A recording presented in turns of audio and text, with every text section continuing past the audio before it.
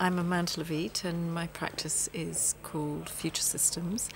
I think what's probably most characteristic about our work at Future Systems is an aesthetic and a language that we've developed over many years and is still evolving. That's very much rooted in a kind of a concern and a delight in things that are organic and inspired by nature. At the same time, we draw a lot of inspiration from technology. It's a kind of merging of those two almost diametrically opposed lines that makes what we do special.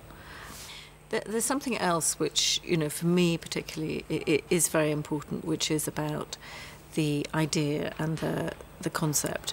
It's not possible to define what that idea is, but it's this notion that whatever we're doing, at whatever scale, it's about pushing boundaries. It's about going a little bit, it can be in a very modest way, or sometimes a little bit less modest.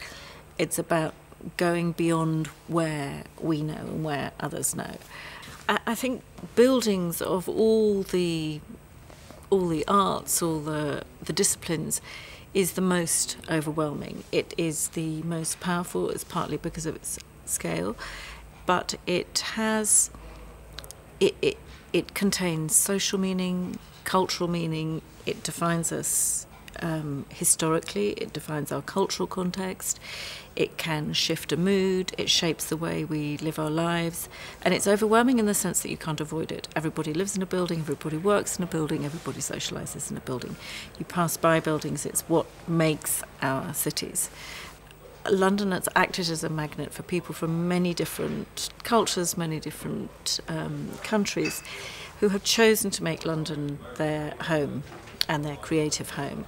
And it's that sense that kind of anything goes within a fairly sort of fluid social system that I think is very specific, and for me it's what makes London so exciting and is my favourite city in the world. I think that architecture has the power to provoke an emotional response and to provoke an intellectual response. It is only when you have a building that is led by an idea, by a creative vision, I believe that you can evoke that kind of feeling that touches at a level that enables you to respond. Most of the buildings in our city, unfortunately, are not great buildings. They're very ordinary buildings, and so you pass them by, you don't get that sense. You don't bother looking up, you don't bother looking back. They don't change the way you think about yourself. They don't change what you might expect. I mean, buildings are great attractors for people. People love buildings, people love great buildings, people love different buildings. They like to be excited, they like this sort of sense of awe and amazement and difference. And you can only have that if you really push the kind of the functional, the aesthetic, the technical limits of what is expected.